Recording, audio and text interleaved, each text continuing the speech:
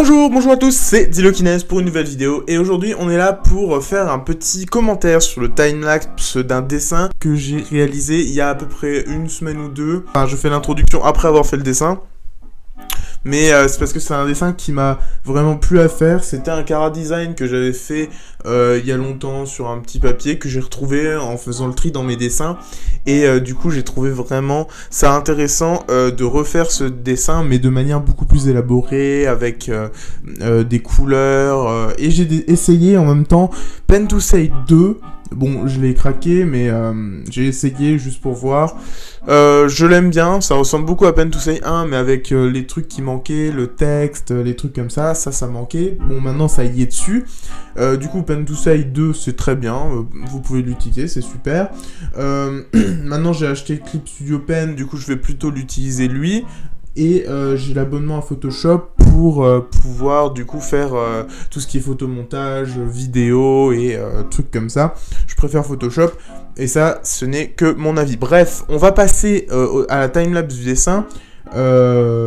À tout de suite. Alors du coup, je commence la tête avec la technique de Lumis, mais je me rends compte très vite que la tête est un peu trop grande.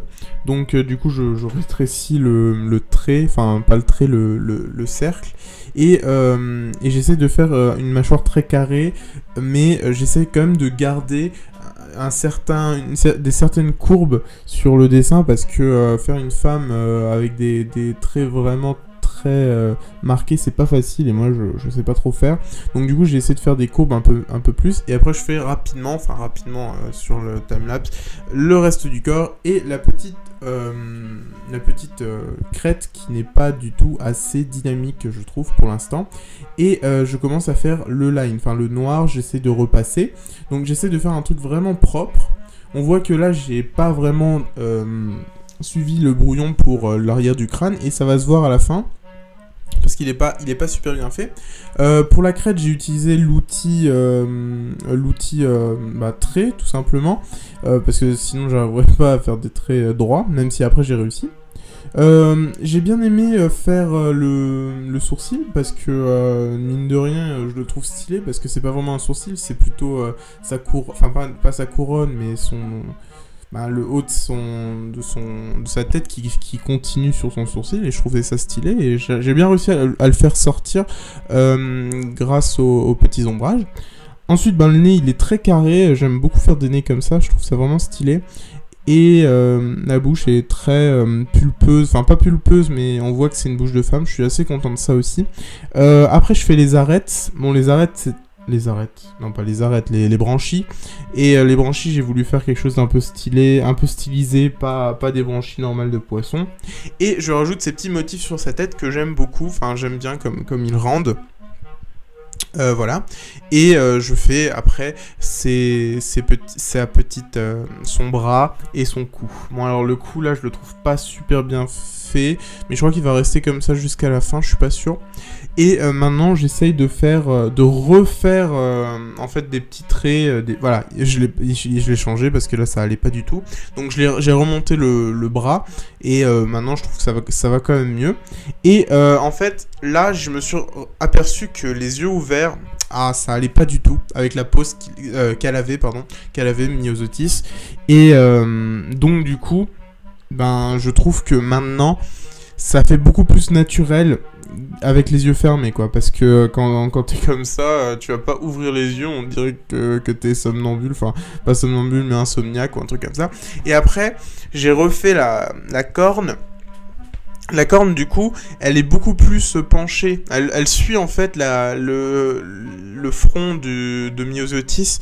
Et je trouve que ça rend beaucoup mieux. Bon, alors là, j'ai pris un petit truc, la couleur de Myosotis sur Wikipédia, parce que je voulais quelque chose qui ressemblait vraiment à une couleur de Myosotis. Et j'aime beaucoup cette couleur, franchement. Avec le rose corail, c'est vraiment mes deux couleurs préférées, je trouve. Parce que c'est un peu violet, enfin je sais pas, j'aime beaucoup.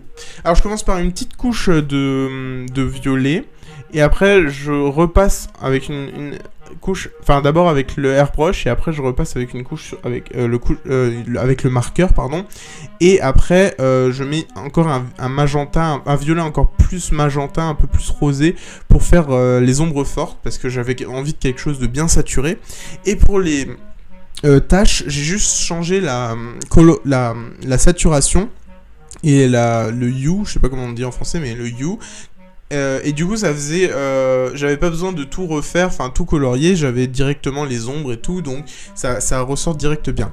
Après pour les highlights, j'ai fait avec du bleu cyan très très clair, comme ça, avec, je crois que j'avais changé le mode de fusion du calque, je l'avais mis en shade, en lumion shade ou un truc comme ça, et du coup ça faisait quelque chose de très brillant.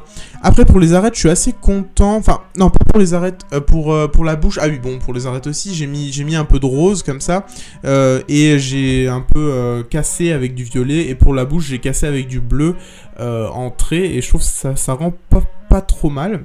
Après pour les yeux, les paupières, j'ai rajouté du rose parce que je trouvais que ça faisait joli, ça faisait une sorte de maquillage, et je vais encore rajouter un petit liner bleu ciel, et ça rend bien, ça ressort.